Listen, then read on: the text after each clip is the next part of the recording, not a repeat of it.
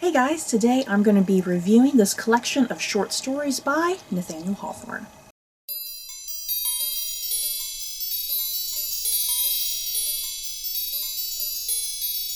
So, like I said, this book right here is simply a collection of Nathaniel Hawthorne's short stories.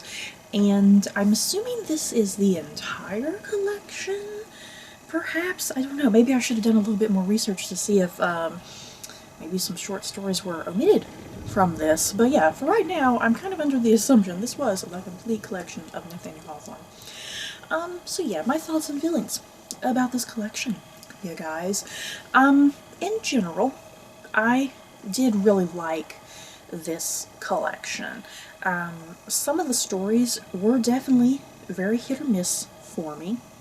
And I guess as some background information with my past familiarity with Nathaniel Hawthorne, of course I've read Hawthorne's The Scarlet Letter, which is just absolutely epic and outstanding and just emotionally gripping, you guys. I freaking love The Scarlet Letter.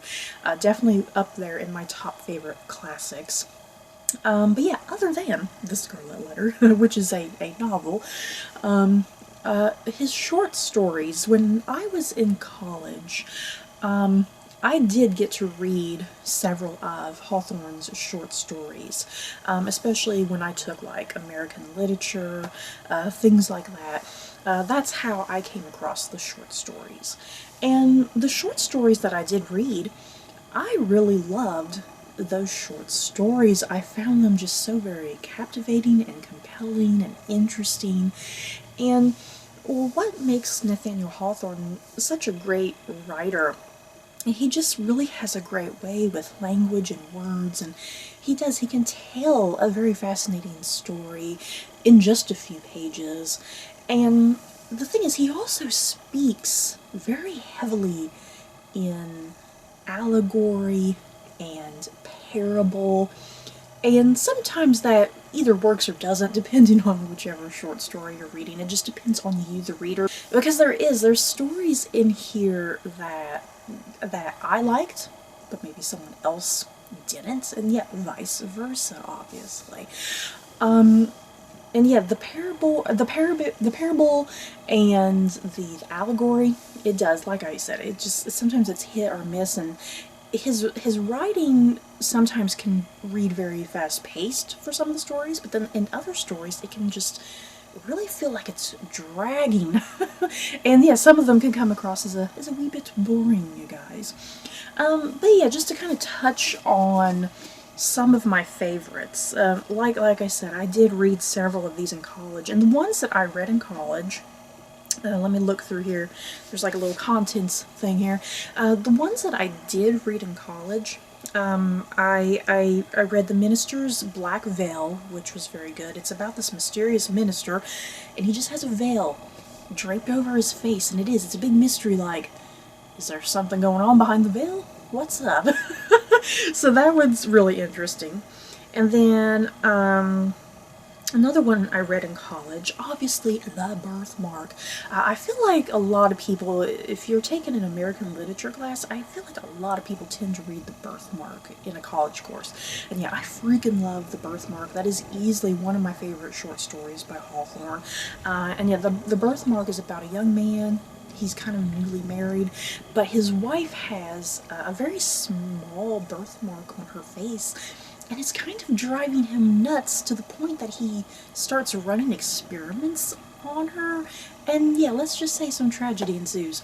Yeah, guys, all because of his obsession with this birthmark on his wife's face, and he's trying to create sheer perfection when she's already perfect as it is. So yeah, I love The Birthmark. And then yeah, another one is Young Goodman Brown, which is about a man who thinks he has stumbled across some sort of satanic offering or whatever. That one's really interesting, and how he kind of views his neighbors. And then, yeah, the only other one I've read in college, which I believe is the last one, I'm looking through all these, yeah, I've read Rappaccini's Daughter, and that one is about a man who gets infatuated with this young woman. Her father is like a like a botanist of some sort, whatever. I think that might be the proper term of what he is. And yeah, she lives kind of behind this wall with this garden that's full of poisonous flowers and whatnot. It's really interesting. So yeah, I love those. The Minister's Black Veil, The Birthmark, Young Goodman Brown, and Rappaccini's Daughter. Those were all ones that I've had prior experience with and enjoyed. And then yeah, as far as new to me stories that I've never read before from Hawthorne, I really enjoyed Dr. Heidegger's Experiment. That one is about a very elderly man who he gets some of his closest friends and he gives them some sort of vial of liquid that makes them all temporarily younger. Like back in their 20s or 30s or whatever, because yeah, everybody is elderly. So yeah, that was a really interesting one, you know, being able to reverse the effects of age, but yeah, it's only temporary. And then another one, I actually really enjoyed The Ambitious Guest. Upon reflection, because at first I didn't know if I did like that one, but yeah, upon reflection, I really liked The Ambitious Guest. That one ended up being so sad at the end of the day, because it's about this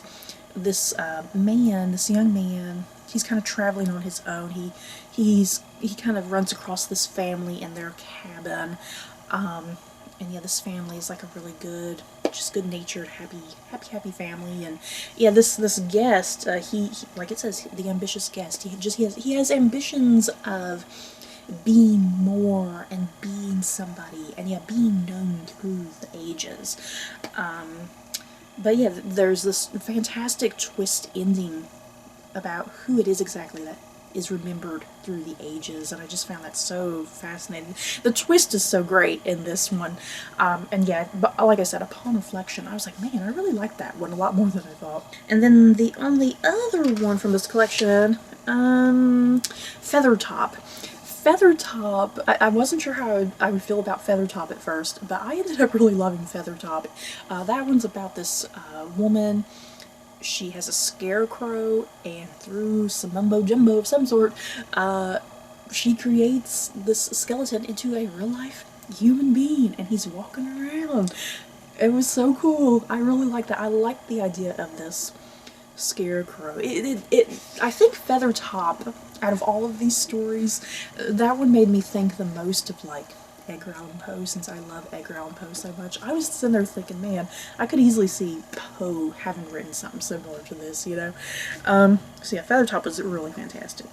And yeah, I mean, other than that, guys, a lot of this collection was very hit or miss for me. Some I did enjoy more than others, but a good majority of them, I was just really disappointed more with myself. Because yeah, my past experiences with Hawthorne, I really enjoyed him, and I was expecting to, for the most part, enjoy this collection, and yeah, I ended up not liking it as much as I was hoping, which is probably really just more my fault, you know. And like I said, Hawthorne is just so heavy on the allegory and parable, and it can read very dense and heavy sometimes, and sometimes you're not really quite sure, like, what is going on exactly? What is he trying to say? And the only other thing of note that I wanted to talk about with this particular edition, this edition was originally written in 1946. I was kind of judging this based off of what Goodreads was saying. This book was originally published in 1946. And then this is like a republished edition that was published in 2011. And there's an introduction at the beginning of this by Newton Arvin. And what I gathered, I think this introduction is from the original 1946 edition.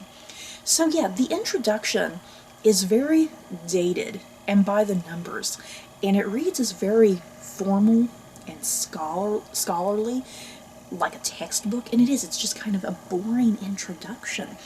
And I think what this collection needs, it needs to be updated, you know. It severely needs to be updated with a brand new introduction, an introduction that has some passion to it, you know, some passion and some really great commentary for a modern audience. So yeah, I would love that. I seriously would. I would love a revamped introduction to this edition because, like I said, it just reads very boring and textbook. And I think a modern person you know, someone living now could probably really provide some excellent commentary to Hawthorne's stories and really relate them to a modern audience and to a modern era. I think that would really help people get into these stories better, I think. But yeah, that's just my suggestion. So you guys, that is it for my review of this collection of short stories by Nathaniel Hawthorne. In the comments below, have you guys read any of Hawthorne's short stories in the past? Did you love them? Did you hate them? Just let me know your thoughts down below. So that's it for this review. Don't forget to like, comment, and subscribe. And if you like this review, you may like these other reviews. Bye guys.